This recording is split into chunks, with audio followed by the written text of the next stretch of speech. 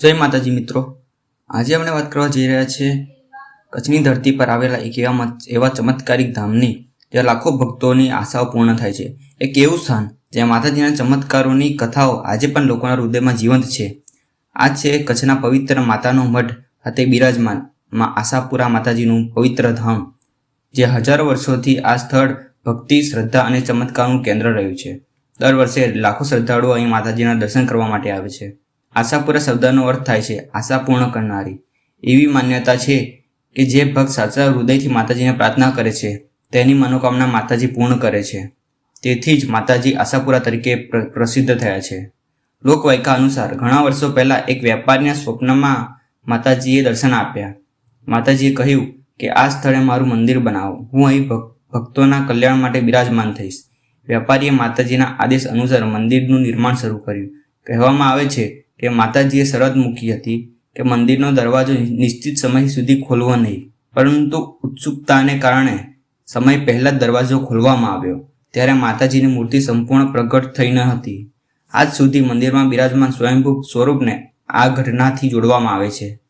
કચ્છના લખપત તાલુકામાં ભુજથી 100 કિલોમીટર દૂર પહાડો અને નાની નદીઓ વચ્ચે આવેલું છે માતાનું મઢ.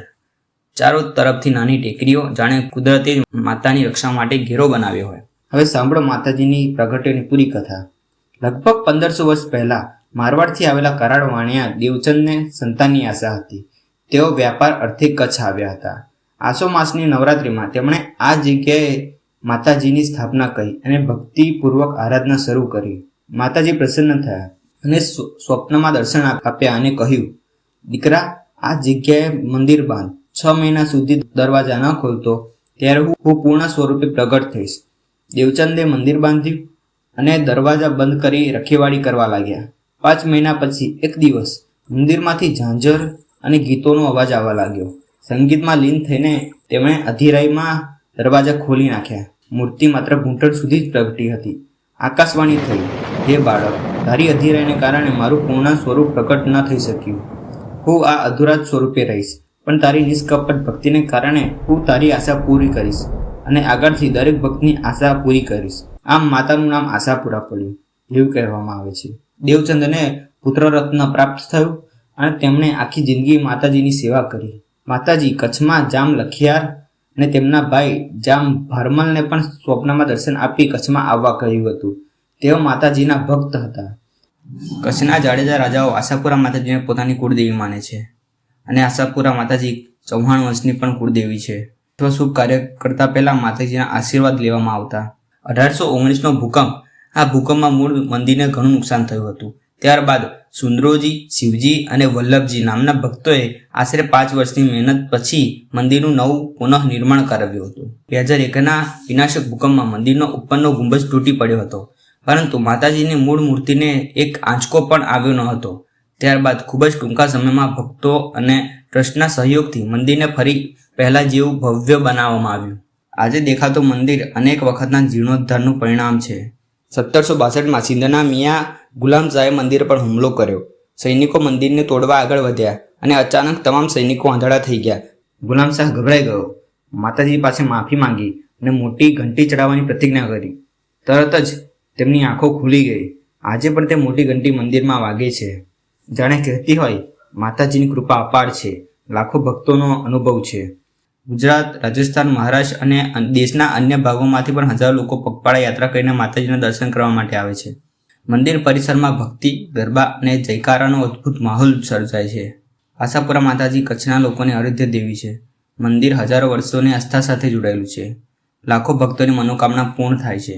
આસો નવરાત્રિની મહાષ્ટમીની રાત્રે કચ્છના રાજા હાલ પ્રમોદસિંહજી જાડેજા માં આશાપુરાની પૂજા અર્ચના કરે છે. મંદિરની બાજુમાં આવેલો ચાચર કુંડ માત્ર નાહવા માટેની જગ્યા નથી, પરંતુ તેનો પણ પોતાનો ઇતિહાસ છે. એવું માનવામાં આવે છે કે જ્યારે મારવાડના વેપારી દેવચંદે માતાજીનું મંદિર બનાવ્યું હતું ત્યારે આ કુંડમાંથી પવિત્ર જળ પ્રગટ થયું હતું. આજે પણ ભક્તોમાં એવું માને છે કે આ કુંડના સ્નાન કરવાથી ચામડીના રોગો દૂર થાય છે અને થાક ઉતરી જાય છે. પદયાત્રીઓ લાંબી યાત્રા પછી અહીં અચૂક સ્નાન કરે છે. મુખ્ય મંદિરથી થોડે દૂર આવેલું નાનું મંદિર, જ્યાં જૂની હાથથી ચાલતી પથ્થરની ઘંટીઓ રાખેલી છે. નવરાત્રિમાં લાખો ભક્તો પગપાળા આવે છે. કોઈ સાયકલથી, કોઈ પગે, પણ દરેકની આશા પૂરી થાય છે. મિત્રો, આશાપુરા માતાજી અધૂરા સ્વરૂપે હોવા છતાં ભક્તોની આશાઓ પૂર્ણ કરે છે. માતાજીની મૂર્તિ 6 ફૂટ ઊંચી, 6 ફૂટ પહોળી, પણ માત્ર ઘૂંટણ સુધી, અને 7 તેજસ્વી આંખો જાણે સમગ્ર વિશ્વને જોઈ રહી હોય, તમારા મનની દરેક આશા વાંચી રહી હોય. માતાજી અંધકારને દૂર કરીને આશાનો પ્રકાશ પ્રસારે છે. માતાજીના પરચા અપાર છે. મંદિરમાં દર્શનનો સમય: મંગળા દર્શન સવારે 5 વાગે, ધૂપ આરતી 9 વાગે, સંધ્યા આરતી સૂર્યાસ્તે. નવરાત્રિમાં વહેલી સવારથી મોડી રાત સુધી દર્શન ખુલ્લા રહે છે. આસપાસ અન્ય મંદિરો પણ છે. હિંગળાજ માતા, ચાચરા ભવાની, જગોરા ભવાની આ સમગ્ર ભક્તિનું કેન્દ્ર છે. માતાજીના મઠથી આશરે 50 થી 60 કિલોમીટર દૂર ભારતનું પવિત્ર નારાયણ સરોવર અને દરિયા કિનારે આવેલું ભગવાન શિવનું કોટેશ્વર મંદિર આવેલું છે. મોટાભાગના શ્રદ્ધાળુઓ માતાના મઠ પછી અહીં અચૂક જાય છે.